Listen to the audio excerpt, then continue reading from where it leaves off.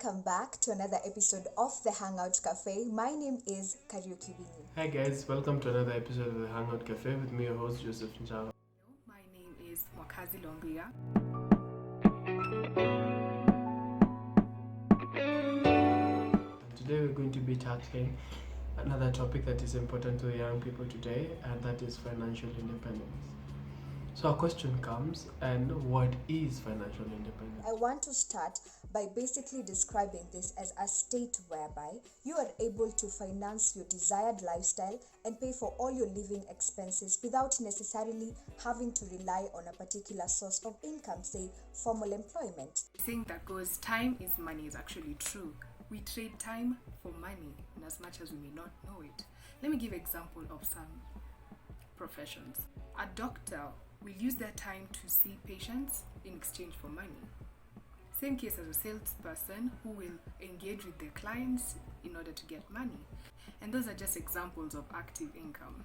Now let me talk about passive income. What is passive income? Simply put, it is income that requires little to no effort to earn and maintain. Now, from the examples I've given, all these professions require some form of effort so that they can get money. And now, in terms of passive income, really it's just like letting your money work for you, simply put. Now, we're all talking about Komoka, and I want to believe that definition sounds like it because Komoka is basically making it in life.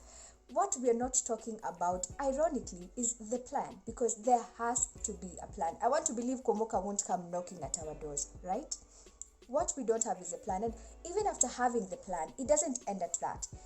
You invest in your plan, you work through your plan until you start getting results, which is basically making an income out of your plan. As young people, we are on an important transitional period of being financially dependent on our parents to being financially independent. And similarly, during this transition, there are factors that hinder us from achieving the journey towards financial independence. And among them is a discussion between independence and debt. As a matter of fact, student debts or student loans have decreased a sense of independence by young people.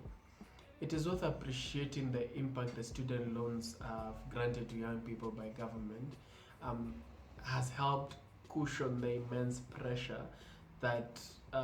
immense financial pressure that parents and students feel. But it's a delicate balance altogether.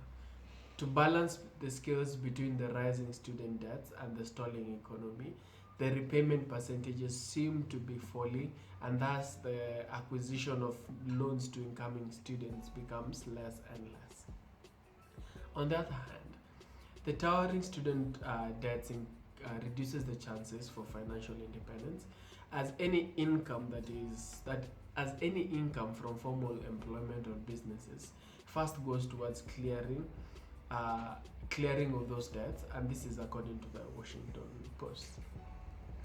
Years of research has shown that post-college debt compels people to put off marriages and home ownership, and that also stifles the entrepreneurship and career paths of the same people, of young people. In addition, student loans and debt also hampers the growth of small and medium-sized businesses. So there are many high interest rate banks. For example, the CIC Money Market Fund, which has an interest rate of about 9%, 9 point something percent. And there's so many other money market funds you can do research. There's the ICEA, the Equity Money Market Fund. We have Citon Money Market Fund. So there's so many options, you name it. So how this works is by compound interest. So the amount that you put in the bank will gain interest, and that interest will gain interest. So it's just like a ripple effect, just gaining interest on interest. And that's a great thing because you're gaining money from what you actually did have. Let's say, for example, you've placed 1 million. Let's just dream big. 1 million. You put 1 million in the bank, and every month it gains an interest of about 6,000 shillings. So that 1,006,000 shillings will gain another 6,000 on top of that on the next month continue. So that's just how it works. And I remember this was mentioned in school. I wish I understood that that's how it worked in banks. I really didn't know. Maybe I would have been more attentive in class. Anyway, I digress.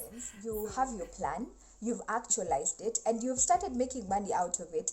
That does not guarantee you financial independence. We have this mentality where we think once we stop depending on our parents and have a particular source of income, say a job or a business that we've started, we are financially independent. No.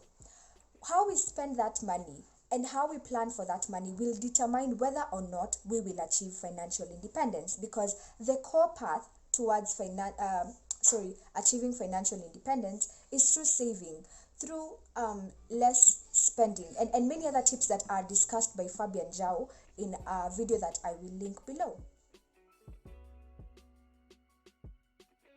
By determining monthly income from all sources, then listing all expenses like rent, utilities, phone, and food, and then you subtract your own fixed costs from your total income, what is left becomes your disposable income.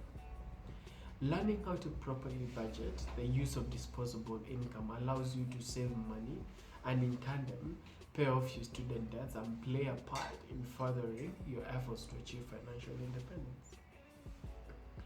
According to the Forbes magazine, one of the secrets to attaining financial independence is that it doesn't usually just happen. It actually does start with a detailed plan and a willingness to commit to that plan. Among the many reasons why many people do not attain financial independence is that they fear to put in the extra work that is needed along the journey process. The fear of not being able to change their lives in structured ways that are needed to achieve financial independence, so to speak.